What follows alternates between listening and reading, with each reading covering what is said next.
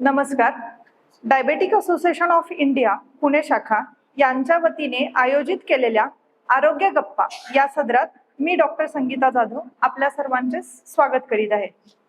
जानेवारी 2026 पासून घेण्यात येणाऱ्या या सदरात आपण मधुमेहींचे आरोग्य, आहार, आरोग्य विमा, लसीकरण या विविध विषयांवरती doctor Vasudha Sardesai, doctor Tejas Limaye, doctor Dilip Satbhai, doctor Amit Walimbe या तज्ञ व्यक्तींशी संवाद साधला. आजच्या जून महिन्याच्या या आरोग्य गप्पांचा विषय आहे योग आणि मधुमेह प्रात्यक्षिकासह मार्गदर्शन. आणि यासाठी आपल्या सोबत आहेत राष्ट्रीय आणि आंतरराष्ट्रीय योग पदक विजेत्या योग तज्ञ डॉक्टर मनाली देव घारपुरे यांचे आपण सर्वांनी मिळून स्वागत करूया.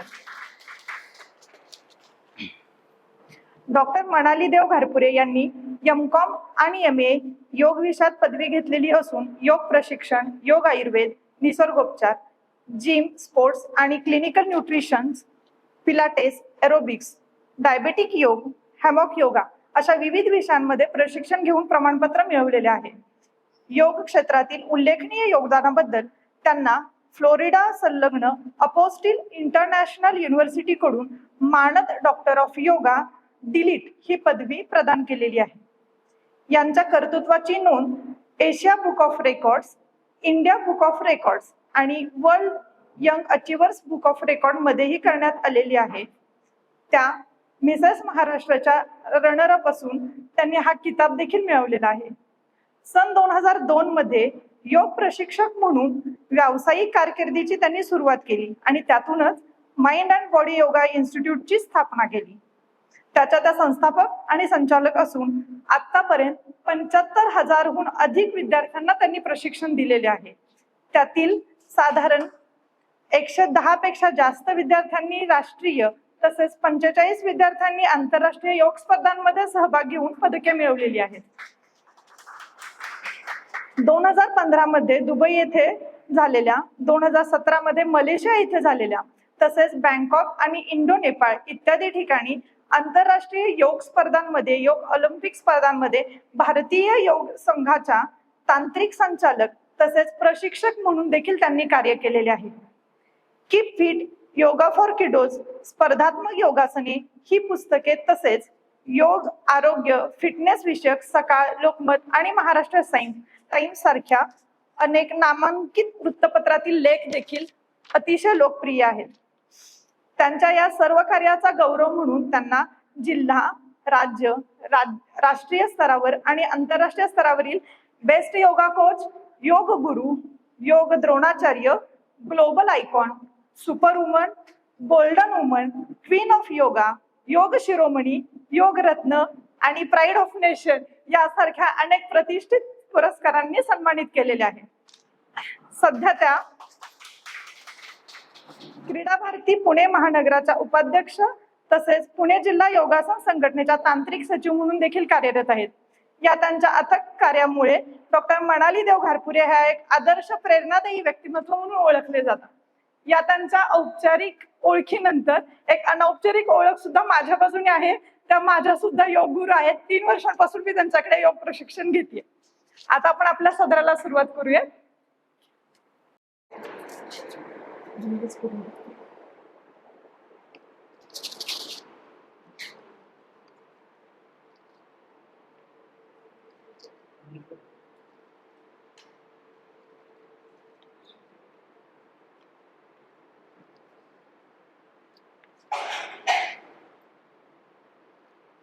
बंद केला तरी चालेल आवाज.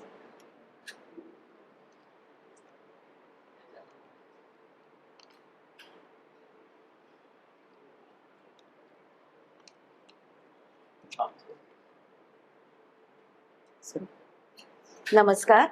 Diabetic association of India Pune branch यांच्यातर्फे आज आपण इथे कार्यक्रम घेत आहोत. आंतरराष्ट्रीय योगा दिन हा 12वा योगा दिन आहे, 12वं वर्ष आहे.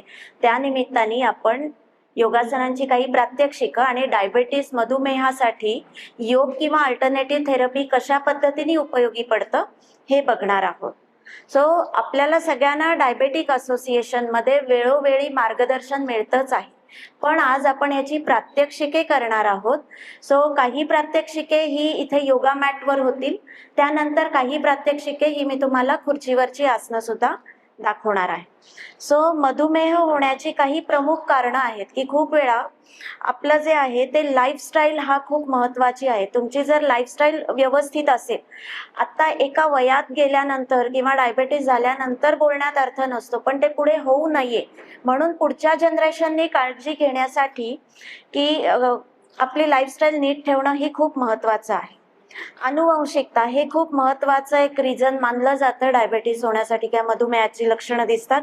त्यासाठी जर आई वडिलांनी आजी आजोबांनीच पहिल्यापासून नीट काळजी घेतली तर पुढच्या जनरेशनमध्ये डायबेटीस स्प्रेड होत नाही.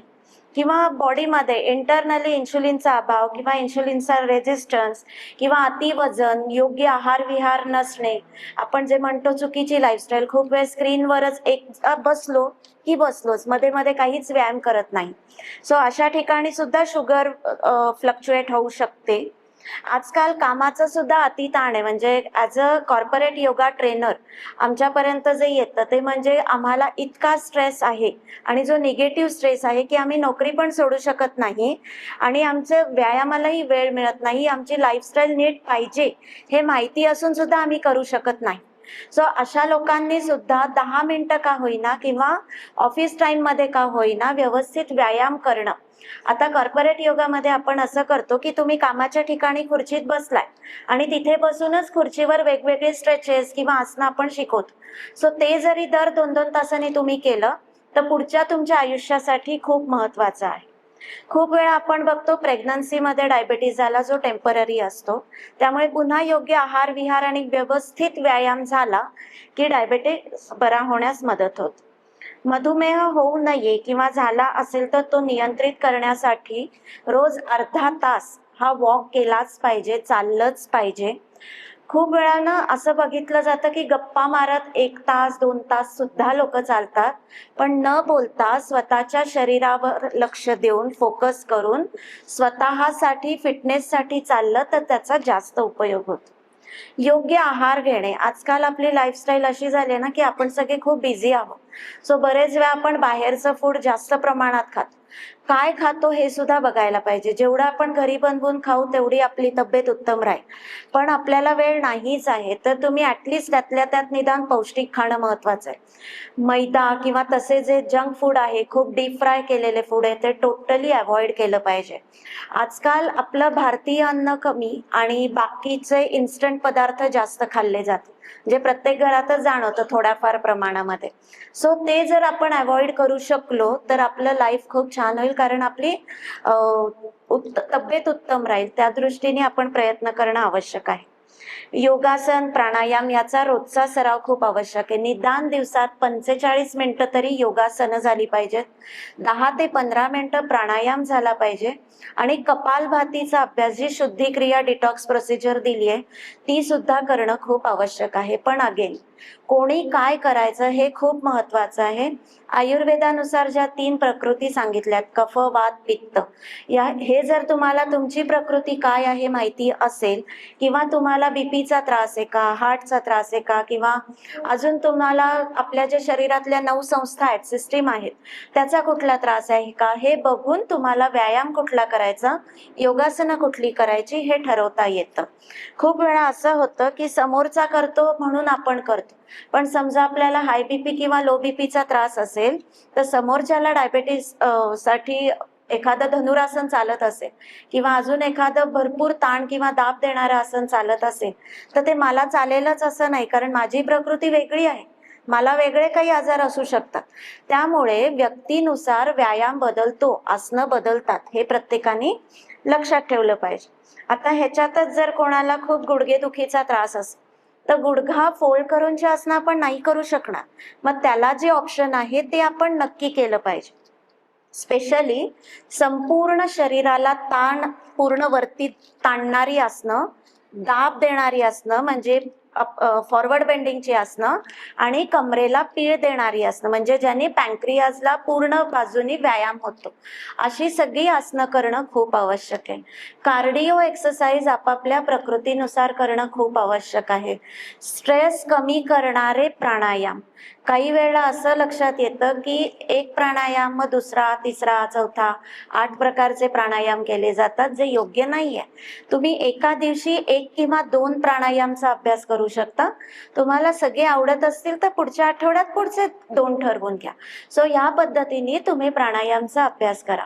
कपालभाती ही शुद्धिक्रिया ऍक्च्युली खूप आवश्यक आहे, पण हाय बीपीचा त्रास, हार्टचा त्रास किंवा हार्निया, कोलायटिस, अपेंडिक्स, प्रेग्नन्सी यामध्ये कपालभाती अलाउड नसतं. पण त्यांना मग दुसरं काय करायचं, तर त्यांनी पोटावर थोडासा दाब येईल असे काही स्ट्रेचेस आहेत, ते तुम्ही आरामात करू शकता. आता खूप वेळा काय होतं की माझी शुगर वाढलीये का किंवा काय मला शरीरात बदल होतं ह्याच्याकडे कामाच्या स्वरूपामुळे दुर्लक्ष होतं. पण दर महिन्याला आपण आपल्या शरीराकडे लक्ष किंवा काय बदल होत आहे हे लक्ष देणं खूप आवश्यक असतं. आपल्याला सतत बाथरूमला जावं लागतंय का, सतत घसा कोरडा पडतोय का, खूप तहान लागतेय का, हे सुद्धा आपल्याला बघायला पाहिजे. उन्हाळ्यात हे सगळं होतं, इट्स ओके, पण असं तुम्हाला 3-4 महिने वारंवार होतंय का, तर इथे तुम्ही लक्ष दिलं पाहिजे. वजन अचानक कमी होऊ लागलंय का, तर मग आपल्याला लक्ष द्यायला पाहिजे. कारण वेट लॉस म्हणून करत असाल तर ठीक आहे, पण वजन अचानक कमी होतंय म्हणजे शुगरमध्ये आपला काही प्रॉब्लेम होतोय का, थायरॉइड वाढतोय का, कमी होतोय का, हे पण सगळं आपण बघणं आवश्यक आहे. काही वेळेला आपलं सगळं छान सुरू आहे, पण खूप थकवा येतो, खूप झोप येते आणि असं 6-7 महिने वारंवार सुरू राहतं. मग अशा वेळेला सुद्धा आपण डॉक्टरकडे जाणं आवश्यक असतं. जखमा भरून न येणे हे लक्षण आपल्याला ओपन माहीत असतं की जखम आपली बरीच होत नाहीये, मग त्याची वर्स्ट केस मध्ये आपल्याला तिथे डॉक्टर तो पार्ट कट करा सांगतो. पण ही वेळ येऊ नये म्हणून आपण आपल्या शरीराकडे पण लक्ष देणं खूप आवश्यक आहे. खूप वेळा दृष्टीवर परिणाम होतो, सर तिथे सुद्धा आपण वेळीच डॉक्टरकडे, आय स्पेशलिस्टकडे जाऊन चेक करणं खूप आवश्यक आहे की फक्त चष्म्याच्या नंबरशी रिलेटेड आहे का शुगरमुळे आपल्याला काही त्रास होतोय, हे सुद्धा बघणं आवश्यक आहे. दुसऱ्याला विचारून खूप वेळा केलं जातं किंवा खूप वेळा सोशल मीडियावर बघून केलं जातं की तिथे ना आपण सर्च करतो की डायबेटीस झालाय गुगल, तर त्याच्यामध्ये आसनं येतात. हे बरोबर नाही. ठीक आहे, तुमच्या नॉलेजसाठी तुम्ही घ्या, पण डॉक्टरकडे जाऊन तुमचा केस पेपर बघून सगळं त्यांना व्यवस्थित आपली माहिती देऊन ते आपल्याला नक्कीच छान गाईड करतात आणि त्याच्यानुसार आपली औषधं ठरतात, व्यायाम ठरतात, डाएट ठरतं. सो हे सगळं एकत्रीकरण करून जर आपण केलं तर आपली शुगर लेवल मेंटेन व्हायला मदत होते. अदरवाईज काही लोक म्हणतात की आम्ही तू सांगितलेली आसनं सगळी करतोय पण शुगर वाढतेच आहे, कारण औषधं घेत नाहीये आणि सेकंड थिंग खाण्यावर कंट्रोल नाहीये. जे दिसेल ते खातात, तर खाण्यावरचा कंट्रोल हा खूप महत्वाचा आहे. औषधं दिली असतील तर ती वेळच्या वेळी घेणं महत्वाचं आहे. Yoga is alternative therapy, yoga is not medical therapy. त्यामुळे वैद्य, डॉक्टर, कुठलेही तुम्ही पॅथी घ्या, त्यांच्या मार्गदर्शनाखाली हे सगळं करणं हे खूप आवश्यक आहे. सो आता आपण एक जनरल आसन बघणार आहोत, पण पुन्हा ती सगळी आसनं तुम्हाला चालतील असं नाही. तुम्हाला जे शारीरिक प्रॉब्लेम्स आहेत त्याच्यानुसार वर्कआउट चेंज होणार. पण एक जी बेसिक आसनं आहे ती आपण बघूया. पण हा आहे आपला मास्टर आयुष अमोदेव. हा मनालीताईंचाच मुलगा आहे. वय वर्ष 4थ्या वर्षापासून त्यांनी योगा चालू केलं करायला, अर्थात ताईंच्याच मार्गदर्शनाखाली. आणि 5व्या वर्षी दुबईमध्ये असलेली इंटरनॅशनल स्पर्धा त्यांनी जिंकली. म्हणजे वय वर्ष 5व्या वर्षी त्याला गोल्ड मेडल मिळालेलं आहे दुबईमधल्या इंटरनॅशनल स्पर्धेमध्ये. 16 वर्षाचा आहे तो. आता 12वीला मिलेनियम इंटरनॅशनल स्कूलमध्ये शिकतोय. 22 राष्ट्रीय पदके, 6 आंतरराष्ट्रीय पदके, 6 वर्ल्ड रेकॉर्ड आहेत त्याचे योगा आणि हॅमॉक योगामध्ये. 5 तायक्वांडो मध्ये नॅशनल गोल्ड मेडल घेतलेले आहेत त्यांनी आणि ब्लॅक बेल्ट आहे. असा हा आपल्याला मास्टर आयुष आपल्याला योगा प्रात्यक्षिक करून दाखवणार आहे ताईंच्या मार्गदर्शनाखाली. सो आपण आधी बेसिक वॉर्मअप बघूया. त्यासाठी दोन्ही हात बाजूला ताठ ठेवायचे. पहिले 5 सेकंद फक्त होल्ड करायचे, आपल्याला बॉडी अलाइनमेंट करायचे. सो तुमचे दोन्ही हात एकदम ताठ, नजर स्थिर, श्वास संथ. आता डावा हात फोल्ड करून हाताची बोटं खांद्यावर ठेवायचे पलीकडचे. आणि श्वास सोडत वळायचे, ट्विस्ट. जेवढं तुम्हाला कमरेतनं सावकाश वळता येईल तेवढं वळायचा प्रयत्न करायचा. ट्रंक ट्विस्टिंग, कमरेतनं वळायचा व्यायाम. पुन्हा सावकाश सरळ व्हायचं. साधारण 5 ते 10 सेकंद तुम्हाला थांबायचे. पुन्हा दोन्ही हात ओपन करायचे. ब्रिदिंग नॉर्मल करायचं. सेम अपोजिट साईडला करायचं. श्वास घ्यायचा, श्वास सोडत वळायचं. सो आपण हा बेसिक ट्रंक ट्विस्टिंग एक्सरसाइज आहे. एकतर तुम्ही होल्ड या पद्धतीने करू शकता, 5 सेकंद थांबलंय, 10 सेकंद थांबलंय, किंवा छोटी मुलं असतील तर ते रिपिटेशन करू शकतात. 10 वेळा लेफ्ट आणि 10 वेळा राईट. रिलॅक्स. ज्यांना करायचं असेल ते करू शकतात बघून. करणारे कोणी? जागेवर उभं राहून किंवा मध्ये येऊन करू शकता. त्यानंतर शोल्डर रोटेशन. 1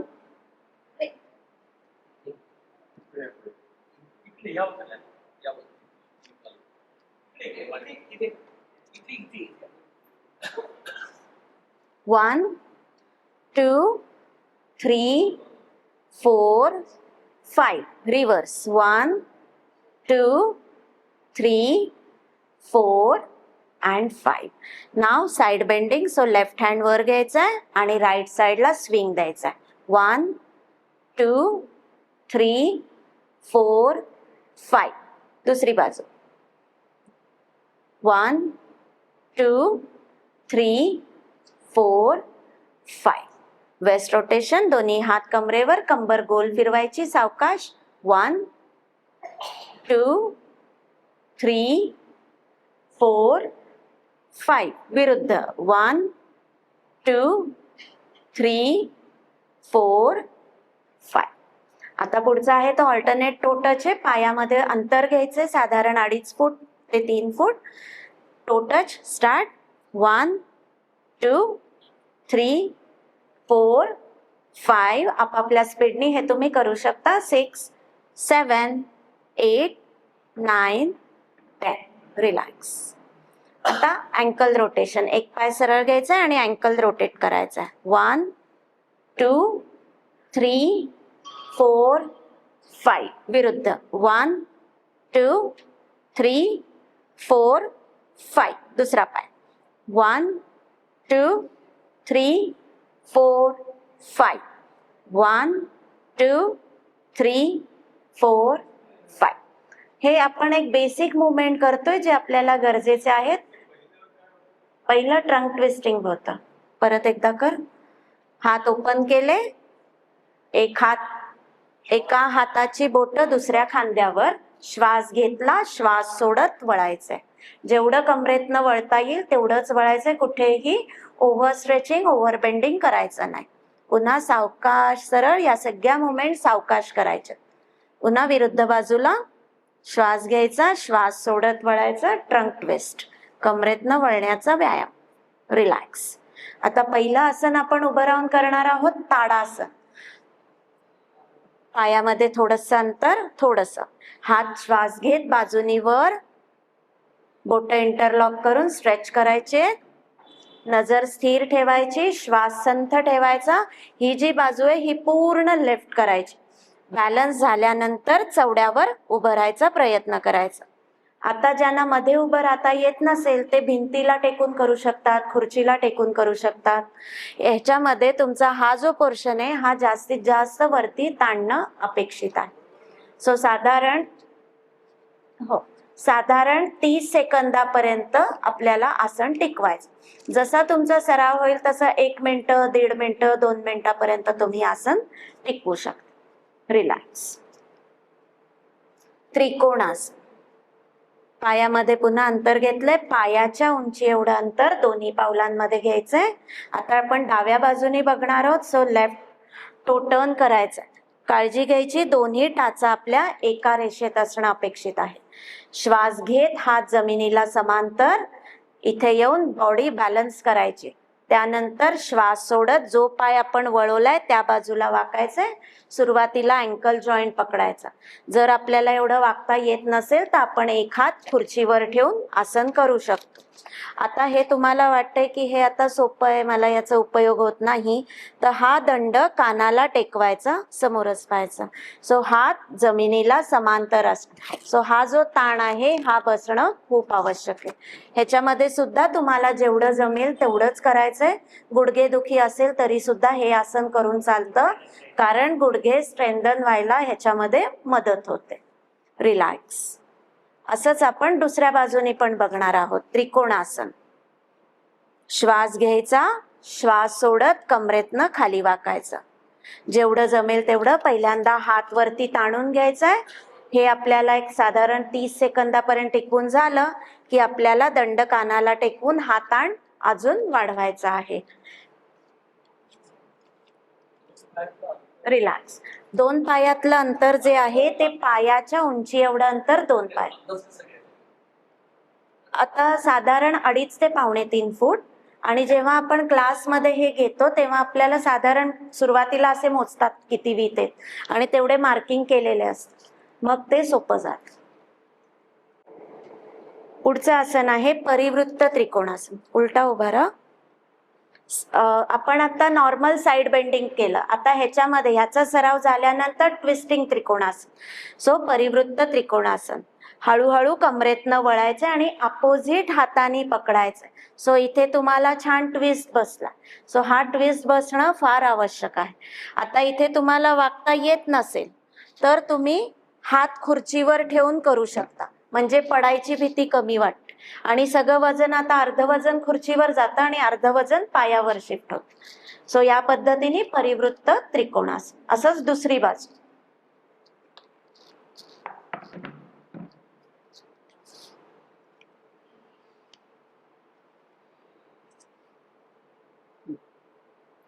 सो ज्याला जेवढं जमेल तेवढं करायचंय. लगेच ह्यात बॅलन्स होत नाही, त्यामुळे हळूहळू करणं खूप आवश्यक आहे. भिंतीच्या आधाराने सुद्धा हे आसन तुम्ही करू शकता. तेव्हा तुमची भिंत या बाजूला असणं अपेक्षित आहे आणि हात भिंतीवर असणं अपेक्षित, म्हणजे आपण पडत नाही. रिलॅक्स.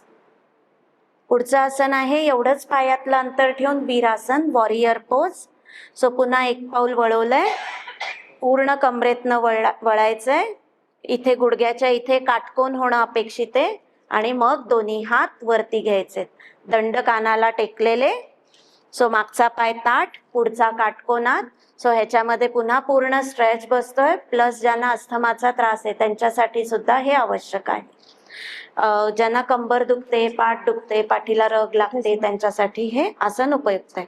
आता याच पोझिशन मध्ये ज्यांना गुडघे दुखी आहे त्यांनी फक्त दोन्ही गुडघे ताठ करून हात स्ट्रेच करायचा आहे. गुडघा वाकवायला अलाउड नाहीये, तर तुम्ही हा स्ट्रेच फक्त करू शकता. रिलॅक्स. आता पुढचं जे आसन आहे ते उत्कटासन मध्ये ट्विस्ट आहे. गुडघे दुखीच्या लोकांना टोटली अलाउड नाही. Side pose. पायात शोल्डर डिस्टन्स घेतलंय. चेअर पोज कर. उत्कटासन. आणि आता इथनच परिवृत्त उत्कटासन. ट्विस्ट. दंडाने मांडीला रेटा द्यायचा आणि हे पुन्हा ट्विस्ट आहे. रिलॅक्स. आता हेच आसन तुम्ही खुर्चीवर बसून करू शकता. सो खुर्चीवर बसायचंय, हाताचा नमस्कार करायचाय, वळायचंय माझ्या बाजूला. आणि हा जो एल्बो आहे हा इकडे दाबून धरायचा, म्हणजे तुमच्या गुडघ्यावर प्रेशर येत नाही. तळपाय दोन्ही जमिनीला टेकलेले असणं आवश्यक आहे, नाही तर पडण्याचे चान्स. सो या पद्धतीने तुम्ही परिवृत्त उत्कटासन करू शकता. रिलॅक्स. आता पुढची जी आसनं आहेत ती बसूनची आसनं आहेत. खाली बसायचंय. पहिलं आसन आहे जानुशिरासन, म्हणजेच अर्ध पश्चिमोत्तानासन. आपल्याला पूर्ण वाकायचं नाहीये, आपल्याला ताण द्यायचा. त्याच्यामध्ये सुरुवातीला फक्त दोन्ही हातांनी पकडायचंय, खाली वाकायचं नाहीये.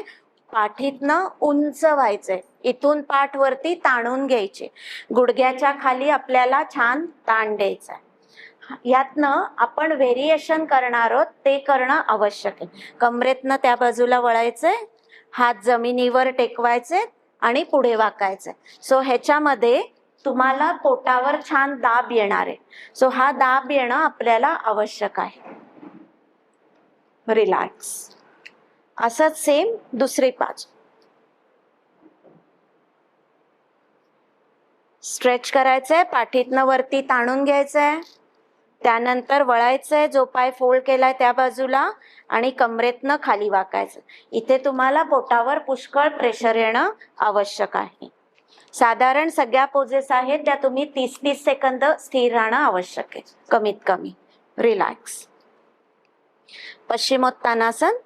पायात शोल्डर डिस्टन्स घेऊन करणार आहोत. पायात थोडं अंतर, पायाची बोटं स्वतःकडे ताणून घ्यायची, जेणेकरून गुडघे पण स्ट्रेंथन व्हायला मदत होणार आहे. अंगठे पकडायचे, पाठीतनं उंच व्हायचंय. कारण बरेच वेळा एका वयानंतर आपण पूर्ण वाकत नाही, कारण पाठदुखी, कंबरदुखी हे सगळे त्रास सुरू झालेले असतात. म्हणून हे ॲज अ स्ट्रेच करायचं. आता हेच पाय आपल्याला असेच ठेवून ट्विस्ट करायचंय. त्यामुळे आपण हा हात मागे घे, या हाताने इथे पकड आणि जेवढं मागे वळता येईल तेवढं मागे वळ. हा हात जमिनीला समांतर होईल एवढा वरती घे आणि जेवढं ट्विस्ट करता येईल तेवढं ट्विस्ट करायचं. सो पश्चिमोत्तानासन मधनच आपल्याला हे एक व्हेरिएशन दिलेलं आहे. रिलॅक्स. असंच दुसऱ्या बाजूला. जेवढं कमरेतनं वळता येईल, पाठीतनं जेवढं उंच होता येईल तेवढं उंच व्हायचा प्रयत्न करायचा. रिलॅक्स. आता अजून काही ट्विस्टिंगचीच आसनं आपण बघणार आहोत. त्यातलं आहे अर्ध मत्स्येंद्रासन. त्या बाजूचा पाय फोल्ड, पाय क्रॉस उभा करायचाय. जो गुडघा उभा आहे त्या बाजूला तुम्हाला कमरेतनं वळायचंय आणि हाताने पायाचा अंगठा पकडायचा प्रयत्न करायचा. जेवढं कमरेतनं मागे वळता येईल तेवढं तुम्ही वळायचा प्रयत्न करा.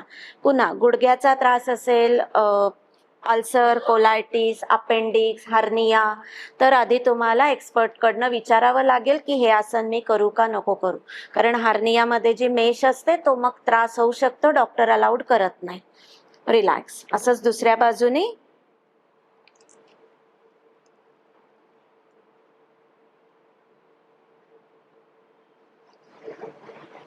जेवढा कमरेला, पाठीला, पोटाला पीळ देता येईल तेवढा द्यायचा तुम्हाला प्रयत्न करायचा आहे. पाठीतनं जास्तीत जास्त उंच व्हायचंय. इवन ज्यांना कंबर दुखते, पाठ दुखते, डायजेस्टिव्हचा प्रॉब्लेम आहे, पोट ब्लोट होतंय, ऍसिडिटी वाढतीये, मळमळतंय, तर त्या सगळ्यांनी एक आपलं पचन संस्थेचं कार्य सुरळीत होण्यासाठी हे आसन करणं आवश्यक आहे. रिलॅक्स. अजून एक ट्विस्टिंग पोज आहे ते म्हणजे भारद्वाजासन. पालथी मांडी घालायची, एका पायाचा तळवा दुसऱ्या मांडीला चिकटवायचा आणि कमरेतनं वळायचंय. ज्या बाजूला टाच आहे त्याच्या विरुद्ध बाजूला वळायचा प्रयत्न करायचा. हात तुम्ही जमिनीवर ठेवू शकता किंवा मागे कमरेवर घेऊ शकता. रिलॅक्स.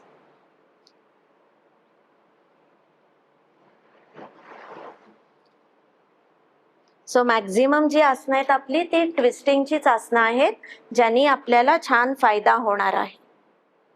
पॅन्क्रियाचं काम सुधारण्यासाठी मदत होणार आहे. रिलॅक्स. गुड. पुढचं जे आसन आहे बसूनचं ते बटरफ्लाय पोज, भद्रासन. हे सुद्धा आसन खूप आवश्यक आहे, कारण बरेच वेळा युरिन इन्फेक्शन झालेले पेशंट जास्त येतात. सो हे तुम्हाला असं बसवायला त्रास होत असेल तर तुम्ही पाठीवर झोपून हे आसन नक्की करू शकता. मग आपण जेव्हा रात्री झोपतो तेव्हाच पाय फोल्ड करून झोपायचं. झोप लागायला आली की पाय आपोआप सरळ होतातच. त्यामुळे ज्याला जेवढं जमेल तेवढं करायचं. पण गुडघेदुखी किंवा तुमचं नी रिप्लेसमेंट झालं असेल किंवा अजून काही त्रास असतील तर तुम्ही आधी विचारणं खूप आवश्यक आहे. आता ह्याच आसनामध्ये ज्यांना शक्य आहे त्यांनी पुढे वाकायचा प्रयत्न करायचा. सुप्त भद्रासन. तुम्हाला जेवढं जमेल तेवढंच तुम्ही वाका, खूप ओव्हरस्ट्रेच करू नका. रिलॅक्स. बसूनचं अजून एक आसन आज आपण बघणार आहोत, वज्रासन, योग मुद्रा. वज्रासन मध्ये बसायचंय. अगेन ज्यांना लिगामेंट अँकलचं इंजुरी आहे, गुडघ्याचं इंजुरी आहे, त्यांनी करायचं नाही. पोटाचे काही मेजर इश्यूज असतील त्यांनी करायचं नाही. दोन्ही हाताची मूठ वळून नेवल रिजनच्या खाली ठेवायचं. अंगठा आत, चारी बोटं बाहेर.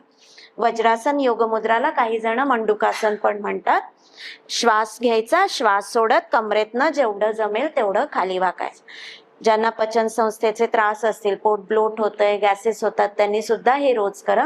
कारण वातामुळे छातीवर सुद्धा आजकाल प्रेशर येतं. अंगठा आतमध्ये, चारी बोटं बाहेर. आणि कोपरे जेवढे तुम्हाला जवळ घेता येईल तेवढे जवळ घ्यायचा प्रयत्न करायचा आहे. गुड. रिलॅक्स. आता या पोझिशन मध्ये काय होतं, बरेच वेळा लोक वागताना श्वास रोखून धरतात की आमचं डोकं टेकलं पाहिजे. तसं नाहीये. तुम्हाला जेवढं जमतं तेवढं तुम्ही वाकणं आवश्यक आहे. एखाद्याला हार्टचा प्रॉब्लेम आहे, एखाद्याला बीपीचा प्रॉब्लेम आहे, आणि जर तुम्ही एवढे वाकलात तर तुम्हाला त्रास होणार आहे. तर तसं करू नका. म्हणून प्रत्येक वेळेला तुम्हाला अजून काय प्रॉब्लेम आहे, कुठल्याही एक्सपर्टीकडे जाणार असाल तर पहिलं केस पेपर करा, जे काय तुमची हिस्ट्री आहे मेडिकल ती सांगा, त्यानंतर तुमचं मॉड्यूल चेंज होतं. सरसकट सगळ्यांना सेम आसनं दिली जात नाही. आपण ही आसनं आज दाखवतोय की एक जनरल आसन म्हणून, पण हेल्थ इश्यू प्रमाणे वर्कआउट चेंज होणार आहे. आता ही झाली आपली बसूनची आसन. आता आपण करणार आहोत पोटावर झोपूनची आसन. त्यासाठी विपरीत शयनस्थिती. ज्यांना खूप वेळा असं होतं की आम्हाला खाली बसता येत नाही, मग काय करू, तर बेडवर करू शकतो. त्यातलं पहिलं आसन आहे भुजंग आसन. पायात थोडस अंतर घेऊन सुद्धा तुम्ही करू शकता. ज्यांना पाय जुळवून शक्य ते जुळवून करू शकतात. श्वास घेत अप्पर बॉडी लिफ्ट करायची. खांदे पूर्ण मागे घ्यायचे. छाती, पोट आणि गळा हे छान ताणलं गेलं पाहिजे, आणि पाठीचा जो कणा आहे स्पाइन त्याच्यावर मस्त दाब आला पाहिजे. सो हे आसन बऱ्याच प्रॉब्लेमसाठी उपयुक्त आहे. Even posture correction, spine strengthening ह्याच्यासाठी सुद्धा उपयुक्त आहे. थायरॉइड साठी उपयुक्त आहे.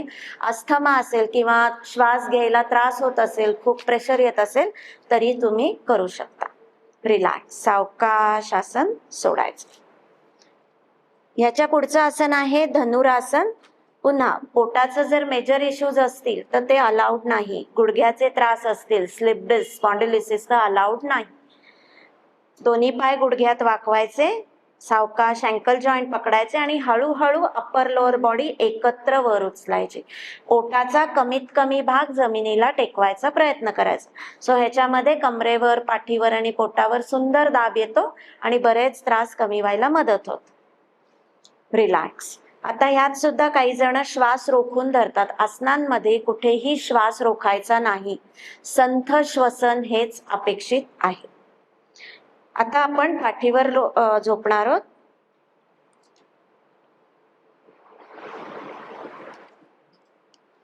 पाठीवर झोपून मंकी पोज, मर्कट आसन.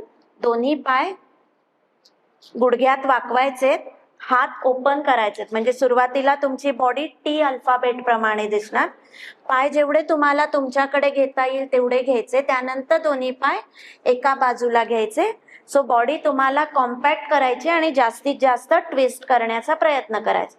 मानेचा त्रास असेल तर चेहरा वरती, मानेचा त्रास नसेल तर मान अपोजिट साईडला वळवायची.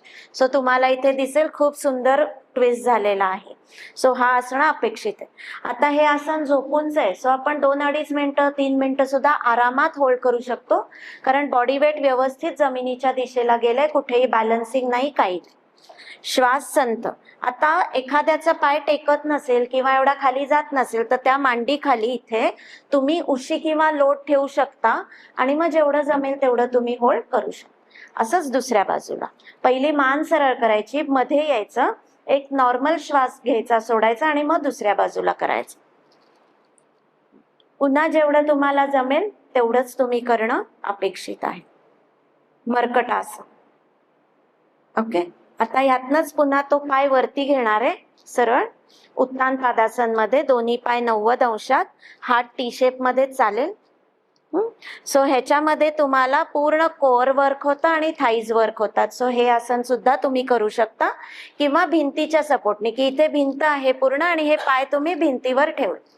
हे झाल्यानंतर तुम्हाला वाटलं मर्कट आसन अगदी सोपं आहे, कधीही करू शकतो, तर त्यात थोडासा ताण देण्यासाठी किंवा इव्हन गुडघेदुखीचे जे लोक आहेत त्यांच्यासाठी द्विपाद जठर परिवर्तनासन. दोन्ही पाय सावकाश हाताकडे घ्यायचे, हाताने पाय पकडायचा प्रयत्न करायचा आहे आणि मान अपोजिट साईडला किंवा वरच्या दिशेला. सो ज्यांना गुडघ्याचा त्रास आहे किंवा नी रिप्लेसमेंट झाले ते ह्या पद्धतीने करू शकतात.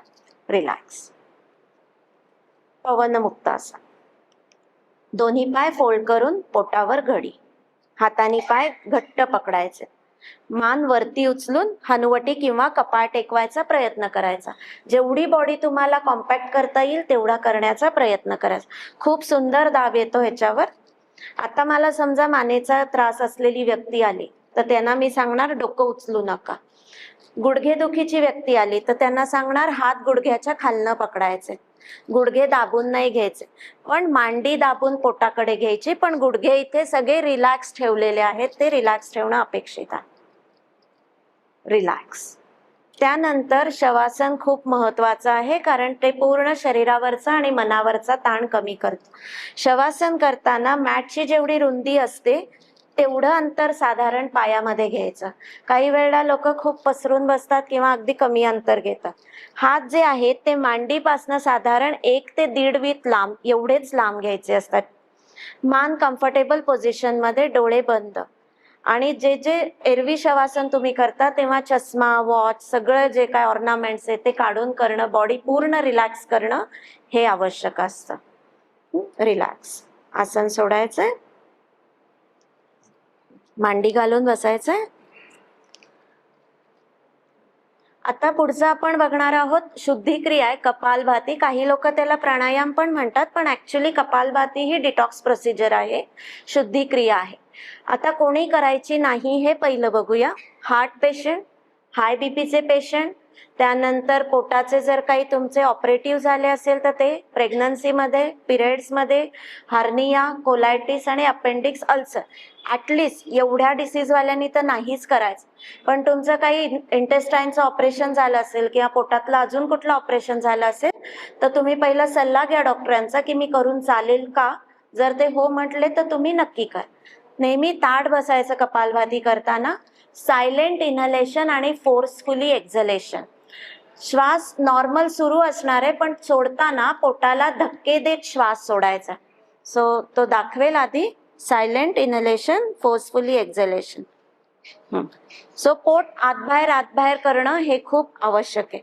प्रत्येक श्वास सोडताना त्याचा आवाज आला पाहिजे. श्वास घेतानाचा आवाज नाहीये, श्वास सोडतानाचा आवाज आहे. रिलॅक्स. सो पोट जेवढं तुमचं स्मूथली हलेल तेवढा त्याचा उपयोग होईल. हे जसं झालं कपालभाती, तशी अजून एक शुद्धिक्रिया आहे अग्निसार धोती. पचनक्रिया सुधारण्यासाठी आणि शुगर प्रॉब्लेम ह्याच्यासाठी उपयोग होतो. ह्याच्यामध्ये हे पटकन सजेस्ट केलं जात नाही, कारण ह्याच्यामध्ये श्वास रोखावा लागतो. You have to just hold your breath and then move your stomach. त्यामुळे मी एकदा दाखवते तुम्हाला. मी श्वास असा रोखते की तुम्हाला कळायला पाहिजे मी श्वास रोखलाय. श्वास रोखून धरलाय आणि मग पोट पुढे मागे हलव. सो दिस इज अग्निसार धोती. त्यात पण प्रकार आहेत 2, पण ते आता आपण नाही बघणार. जस्ट आपण श्वास रोखला आणि पोट आत बाहेर हलवलं. सो एवढी क्रिया सगळे करू शकतात, पण जर काही वेगळे इश्यू असतील तर तुम्हाला सल्ला घेणं आवश्यक आहे. या 2 शुद्धिक्रिया आवश्यक आहेत. त्याच्यानंतर प्राणायाम. प्राणायाम का आवश्यक आहे तर स्ट्रेस मॅनेज करण्यासाठी. मग त्याच्यामध्ये दीर्घश्वसन म्हणजे डीप ब्रीथिंग, अनुलोम विलोम प्राणायाम, त्यालाच काही जण नाडी शोधन प्राणायाम म्हणतात, आणि तिसरा आहे तो भ्रामरी प्राणायाम, हमिंग ब्रीथिंग एक्सरसाइज. सो हे 3 प्राणायाम जे आहेत हे रिदमिक प्राणायाम आहेत, ज्याच्यामध्ये एका लयीमध्ये, आपण लयबद्ध जे म्हणतो ते एका लयीमध्ये श्वास घेणे आणि सोडणे ह्या क्रिया केल्या जातात. इथे कुठेही घाई गडबड नाहीये, शांतपणे स्वतःकडे लक्ष देऊन हा प्राणायाम करायचा आहे. सो पहिला जो आहे तो डीप ब्रीथिंग. दोन्ही हाताची ज्ञानमुद्रा करायचे, ताठ बसायचे, पाठ कायम ताठ पाहिजे. खुर्चीवर बस, नाही तर तुम्ही आता सगळेजण करू शकता. ताठ बसायचं, दोन्ही तळपाय जमिनीला टेकणं हे खूप आवश्यक आहे. पाय असे लोंबकाळत नाही ठेवायचे कुठलाही एक्सरसाइज करत. दोन्ही हाताची ज्ञानमुद्रा.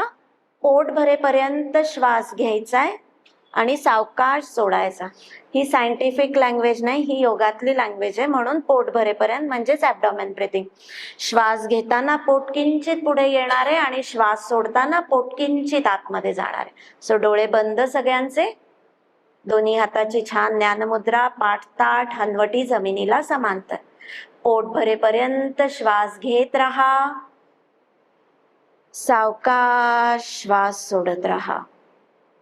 Deep breath inhale, deep breath exhale.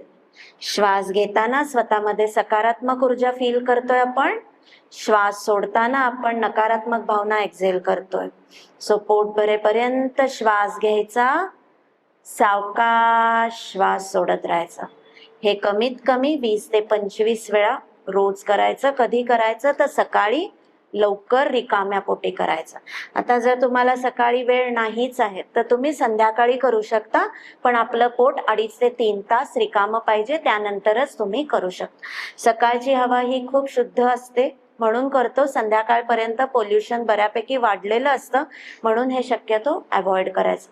जे प्राणायाम तुम्हाला वेळ नाही तर प्राणायाम सकाळी करा आणि व्यायाम संध्याकाळी करू शकता. दुसरा आहे तो अनुलोम विलोम प्राणायाम. उजव्या हाताची प्रणव मुद्रा, जे रायटी आहेत, पहिली 2 बोटं बंद करायची आणि अंगठ्याच्या रूटपाशी ती टेकवायची. अंगठा जिथे सुरू होतो तिथे टेकवायची. डाव्या बाजूनी श्वास घ्यायचा, डावी नाकपुडी, आणि उजव्या नाकपुडीने सावकाश श्वास सोडायचा. पुन्हा आपण उजव्या बाजूने श्वास सोडलाय म्हणून उजव्या बाजूनेच श्वास घेणार आणि आपण डाव्या बाजूने सावकाश श्वास सोडणार. सो हे झालं 1 रिपिटेशन म्हणजे 1 सायकल. असे तुम्हाला पुन्हा 20 ते 25 करायचं. जेवढ्या सावकाश तुम्ही श्वास घ्याल त्याच्याहून सावकाश तुम्हाला श्वास सोडायचा. सो हे रिदमिक ब्रिदिंग आहे. खूप वेळा काय होतं, चुकीचं काय आहे ते मी दाखवते. ही जी हालचाल आहे, कारण खूप वेळा बघतो आम्ही की असे पूर्ण बॉडी मुवमेंट होत असते. नो, तुम्ही कुठेही तुमच्या जवळपास सायंटिफिकली शिका आणि मग त्याचा अभ्यास.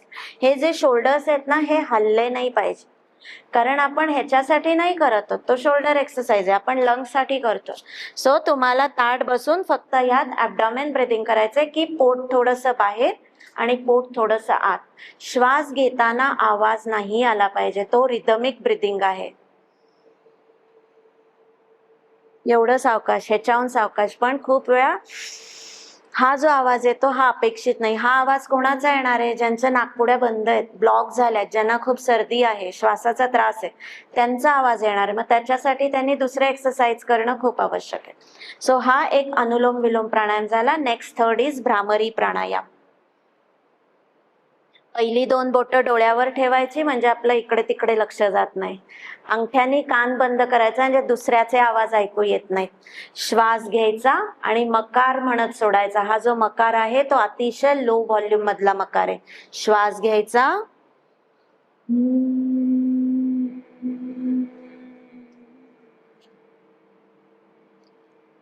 सो तुम्ही जेवढ्या हळू आवाजात मकार म्हणाल तेवढं तुम्हाला रिलॅक्स वाटेल. तुम्ही जेवढं जोरात म्हणाल तेवढं तुम्हाला इरिटेट होणार आहे. करून बघा आता सगळ्यांनी. कान बंद करा, डोळे बंद करा, श्वास घ्या, 3 वेळा करा. श्वास सोडताना मकार साऊंड करायचा आणि अतिशय हळू आवाजात तो मकार पाहिजे. तो आपल्याला सुदनिंग वाटला पाहिजे.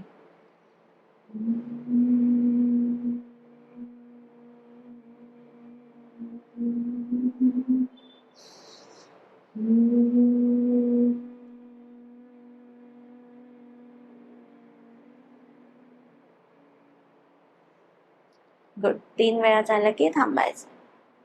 सो या पद्धतीने तुम्ही करून बघा. सकाळच्या वेळी केलं तर जास्त छान. खूप वेळा आपल्याला टेन्शनमुळे झोप लागत नाही किंवा काय शुगर फ्लक्च्युएट होईल का किंवा बाकीचे काही प्रॉब्लेम्स, तर त्या सगळ्यांनी रोज भ्रामरी प्राणायाम करायचा. आता आमचं कोणीतरी सांगतं आमचं शोल्डर दुखतायत, एल्बो दुखतायत, इथे हात केले की रग लागते. ही भ्रामरी मुद्रा बेसिक आहे का, तर आपल्या इकडे तिकडे लक्ष नको जायला.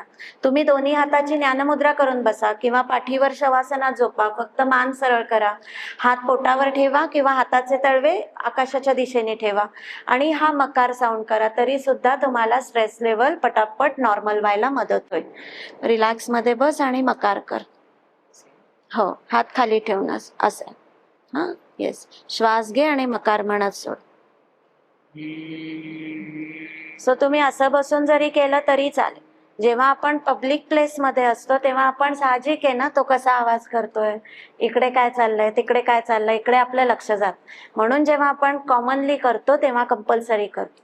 किंवा काही लोक थोडंसं अजून वरच्या लेवलला ट्रान्समध्ये जाण्याच्या पायरीवर असतात. मग अशा वेळेला बेल वाजली, भांडी वाजली, कुठेतरी जोरात हॉर्न वाजला तर दचकायला होत. म्हणून ते कान बंद करायचे असतं. त्याचं एवढंच एक रिझन आहे. सो भ्रामरी प्राणायाम म्हणजे मकार चॅन्टिंग, हमिंग, हे तुम्ही जरी रोज कधीही केलं तरी चालेल. फक्त जेवल्या जेवल्या करू नका, कारण तो पोट ओव्हर लोड असतं, ते तुम्हाला मळमळू शकतं. त्यामुळे तेवढी काळजी घेणं फक्त आवश्यक आहे. आता एक ओंकार आणि शांती मात्रा.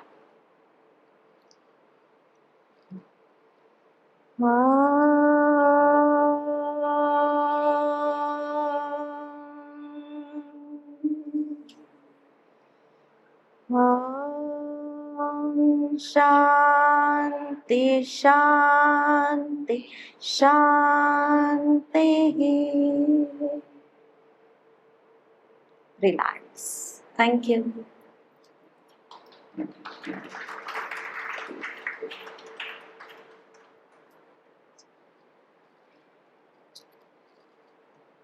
धन्यवाद ताई. आपल्याला जसं आता ताईंनी योगाच्या काही गोष्टी म्हणजे सांगितल्यात आणि आयुषने प्रात्यक्षिक करून दाखवलेले आहेत. बऱ्यापैकी तुम्हाला सगळ्यांना ह्या गोष्टी समजल्या असतीलच, पण त्यातल्या 2 महत्वाचे मुद्दे सगळ्यांनी लक्षात घ्या जे ताईंनी सांगितले आपल्याला, की प्रत्येक योगा हा प्रत्येक व्यक्तीसाठी नसतो. प्रत्येकाच्या आजारानुसार किंवा त्याच्या प्रकृतीनुसार त्या योगाची पद्धत किंवा योगाची थोडासा जो पॅटर्न आहे तो बदलू शकतो. तर तो तुम्ही व्यवस्थित जे योग तज्ञ असतात त्यांच्या मार्गदर्शनाखाली शिकून घेऊन मग घरी त्याचा सराव करायला हवा. ही महत्वाची गोष्ट आहे, ही तुम्ही सगळ्यांनी लक्षात ठेवा. आणि जर आत्ता तुम्हाला जर काही शंका असतील किंवा काही प्रश्न वगैरे ताईंना विचारायचे असतील तर ते तुम्ही विचारू शकता. शक्यतो प्रश्न रिपीट होऊ नये त्याची काळजी घ्या फक्त. पण ज्यांच्याकडे डायनिंग टेबलच्या लाकडाच्या खुर्च्या आहेत त्यांनी शक्यतो त्या घ्या, कारण त्या फर्म असतात, त्या पटकन कलंडत नाही. अजून कोणाला? सगळे पुस्तक वगैरे आहे का? आता कसं भराभरात आठवत, हा, त्यामुळे लक्षात राहील असं नाहीये. पण प्रत्येक जो प्रकार आहे ना त्यात बारीक बारीक छटा आहे हो. आणि काहीतरी कळायचं आहे. त्यामुळे त्यात म्हणजे चांगलं पुस्तक असतं. पुस्तकं आहेत मार्केटमध्ये पण बरीच आहेत. माझी पण 4 पुस्तकं आहेत. तुमचे पुस्तक माझी सकाळ प्रकाशनची आहेत. सो कीप फिट म्हणून पुस्तक आहे. Keep fit. किती हा नावं सांग बरं. हा नाही, दुसरी वयाप्रमाणेची पुस्तक आहेत, तर त्यातलं कीप फिट हे तुम्हाला सगळ्यांना चालू शकतं. ते आता ते आपण वगैरे हो, किंवा सकाळच्या ऑफिसमध्ये, किंवा अजून पण बऱ्याच लेखकांची तुम्हाला पुस्तकं आप्पा बळवंत चौकात मिळू शकतात. किंवा योगा डायबेटिक पेशंटसाठी पण काही योगाची पुस्तकं आहेत मार्केटमध्ये, पण नावं माहीत नाही. आपल्या डायबेटिक असोसिएशनचे जे जे ग्रुप आहेत, म्हणजे जसं मधुमित्र किंवा आपला जो शिबिराचा वगैरे जो ग्रुप आहे, त्या प्रत्येक ग्रुपवरती आपण ताईंची माहिती आणि पुस्तकं या सगळ्यांची डिटेल्स आम्ही शेअर करतो तुम्हाला सगळ्यांना. अजून कोणाला काही विचारायचंय?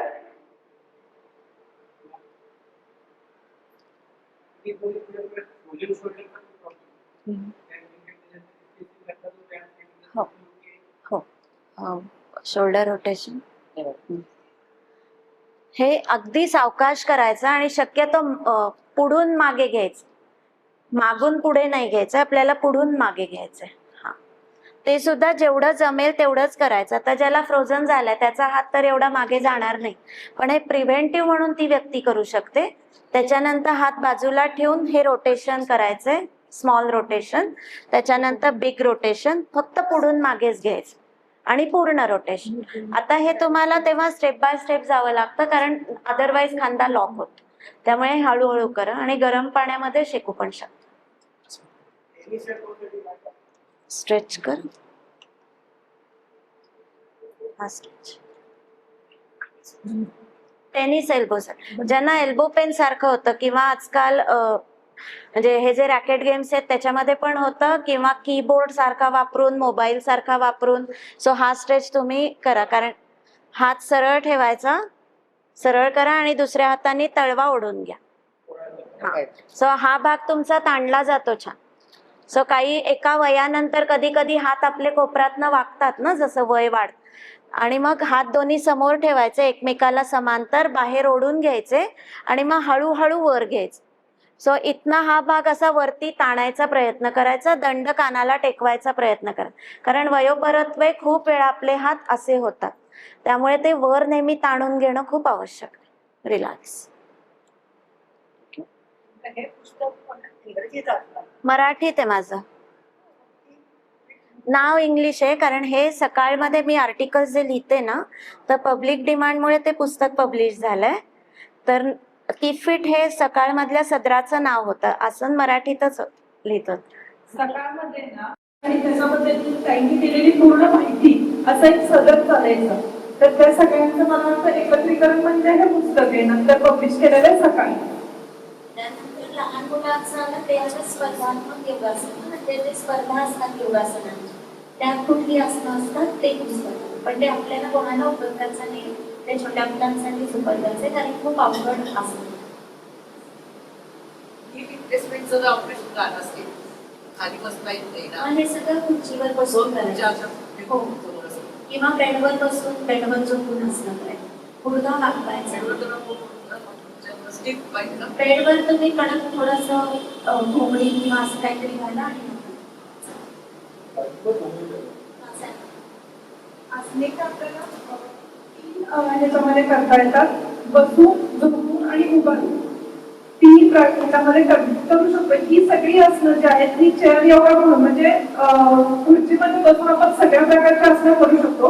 थोडंसं त्याच्यामध्ये मॉडिफाय केलेलं आहे आणि ते तुम्हाला पुस्तकामध्ये आम्ही तुम्हाला रिक्वेस्ट करतो की खास डायबिटिक पेशंटसाठी खास एखादं पुस्तक त्याप्रमाणे पब्लिश करायचा प्रयत्न करा. अजून कोणाला काही शंका विचारायच्या आहेत का?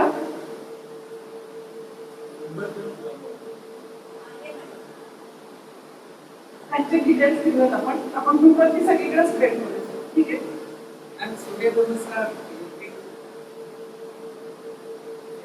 सूर्यनमस्कार बघून घ्या. दोन्ही पाय जोडून मोडायचे, हात जमिनीला समांतर, एक हात वर दंड कानाला टेकलेले, लिटल बिट अपार्ट. 2 श्वास सोडत पुढे वाकायचं, जेवढं जमिनीतच वाकायचं. 3 वंदे पाठ, एक पाय मागे घ्यायचा, मागचा गुडघा टेकवायचा, पुढचा गुडघा आणि टाच हे एका रेषेत असणं, पाऊल 2 हातांच्या आसमध्ये असणं आवश्यक. 4 घसरगुंडीसाठी स्लॅन्टिंग पोज, हस्तपादासन. 5 अष्टांग टेकवायचे, गुडघे, छाती, कपाळ, पोट आणि मांडीचा भाग पूर्ण लिफ्ट. 6 हात टाकणीपर्यंत वरती यायचं, पुढचा जो भाग आहे हा पूर्ण ताणलेला असला पाहिजे. 7 अधोमुख श्वानासन, डोकं जमिनीकडे, टाचा जमिनीकडे, इथे हात पाय कुठेही ऍडजस्ट करून पुढे मागे हलवायचे नाही. 8 3दा जो पाय मागे होता तो आता 8ला पुढे येणार. 9 पादहस्तासन आणि 10 नमस्कार. सो हा 10 काउंटचं सूर्यनमस्कार. बहुतेक मला वाटतं सगळ्यांच्या शंकांचं निरसन झालेलं आहे. मी डॉक्टर हर्षे यांना इकडे बोलवते.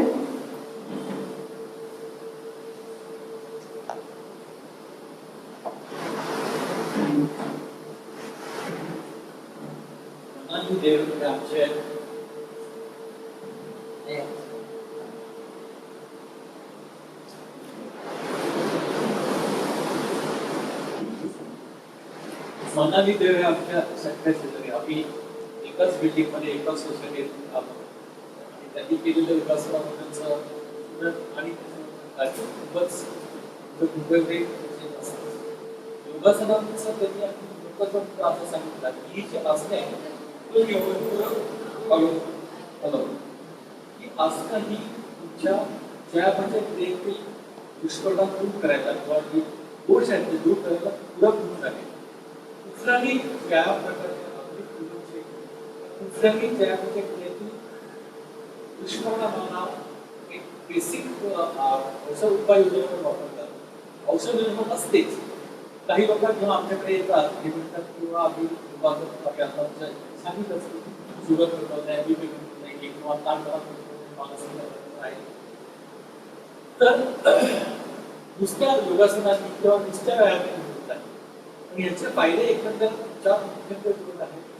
काही जी योगासन आहेत ती स्पेसिफिक म्हणजे पद्मयुगासन म्हणा किंवा अर्धवच्छिद्रासन म्हणा किंवा अर्धवच्छिद्रासन अशा जातीची असते की ज्याच्यामध्ये बॅक्टेरिया दाब पडतो त्याचा काहीतरी लोकांना फायदा होतो. शिवाय दुसरा जो असतो की तुम्हाला जो ताण तणाव असतो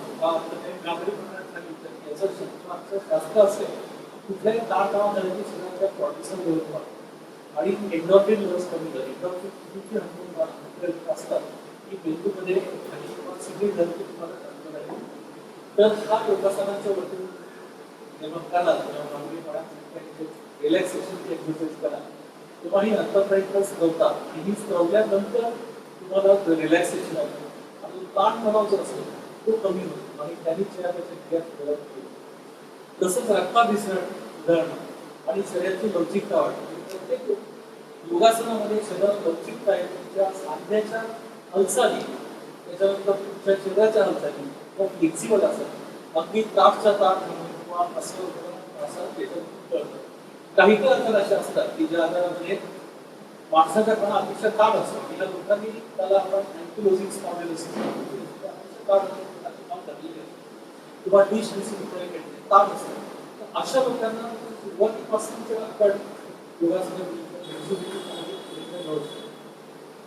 चौथा जो आहे ते रक्ताभिसरण जे सुधारतं त्याच्यामुळे त्याचं रक्तपुरवठा म्हणून हृदयाची क्रिया ब्लड सप्लाय रक्तपुरवठा हे सगळं चांगल्या पद्धतीने होतं. आम्ही नेहमी म्हणतो योगा हे शास्त्र जे आहे ते आपल्याकडनं आधी परदेशात गेलं ते इम्पोर्ट झालं आणि आपल्या लोकांनी परत ते एक्सपोर्ट केलं. जेव्हा डी नॉर्थिसचा लिव्हर ऑफ हार्ट डिसीज हा कन्सेप्टला सुरुवात केला म्हणजे हे शब्दशः असं कळलं तर आपल्या संस्कृतीचं हे योगासना आणि योगासनाचा याच्यामध्ये सगळी खूपच अशा वर घडलेली आहे. त्याच्याकरता संस्थेतर्फे मला त्याचा